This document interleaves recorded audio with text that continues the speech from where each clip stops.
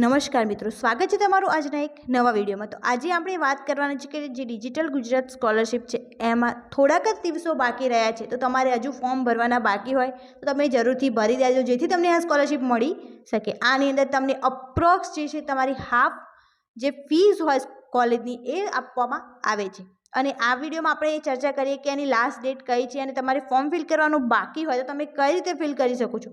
બહુ બધા સ્ટુડન્ટ્સને form fill કરવામાં દિક્કત આવતી હોય છે, તો આ વિડીયોમાં આપણે એની સંપૂર્ણ માહિતી લઈશું કે આની અંદર તમે કઈ રીતે ફોર્મ ફિલ કરશો તો તમને કોઈ પણ મુશ્કેલી વગર તમે આ ફોર્મ ફિલ કરી શકશો। તો શરૂ કરીએ આજનો આ વિડીયો।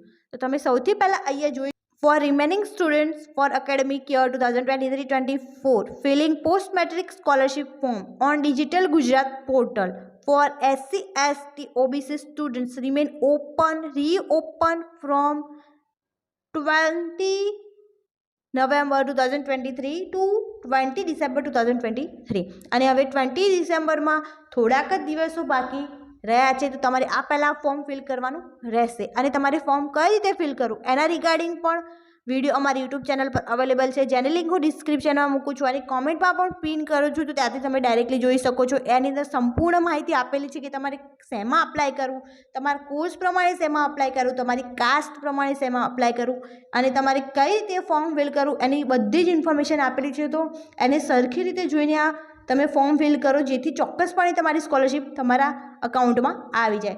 2021-22 અને 22-23માં બહુ બધા સ્ટુડન્ટ્સને આ ફોર્મ ફિલ કરવામાં પ્રોબ્લેમ થઈ છે અને જેના લીધે એમને સ્કોલરશિપ આવી નથી। અને બહુ બધાને ક્વેશ્ચન છે કે એમને વિડ્રો કઈ રીતે કરવું, તો એના રિગાર્ડિંગ તમને ઓપ્શન્સ ના આપતો હોય તો તમે તમારી જે કોલેજની ઓફિસ હોય ત્યાંથી ફોર્મ રિજેક્ટ કરાવી અને ફરીથી એને સબમિટ કરી શકો છો। અને જો તમારે વિડ્રો જાતે થઈ ગયું હોય તો હવે તમારે શું કરવું, તો એને તમે બતાવતા હોય ફરીથી ફિલ કરવાનું તો ફરીથી ફિલ કરી શકો છો, અને જો તમને ફિલ કરેલું જ બતાવતા હોય તો તમારે જે સુધારા કરવાના હોય એ કરી અને ફરીથી સબમિટ કરી શકો છો। અને બહુ બધા લોકોને એરર આવી રહી છે કે સાઇટ ઓપન નથી થતી, એમાં ચાલુ નથી થતું, તો એમાં તમારે વેઇટ કરવાનું રહેશે। તમારી નેટવર્ક ઇશ્યુ હશે અથવા તો જે વેબસાઇટ છે એમાં લોડ વધારે હોવાથી એની અંદર અપ્લાય નહીં થઈ શકે, તો તમારે એવા ટાઈમે અપ્લાય કરવાનું જ્યારે વધારે પડતા લોકો એમાં અપ્લાય કરી રહ્યા ના હોય, તો જ એ સરખી રીતે ચાલશે। અને બને ત્યાં સુધી ઝડપી અને ફિલ કરો, કેમ કે જેમ લાસ્ટ ડેટ આવશે 20 ડિસેમ્બર એમ એની અંદર લોડિંગ વધારે થશે અને તમને ફોર્મ ફિલ કરવામાં દિક્કત થશે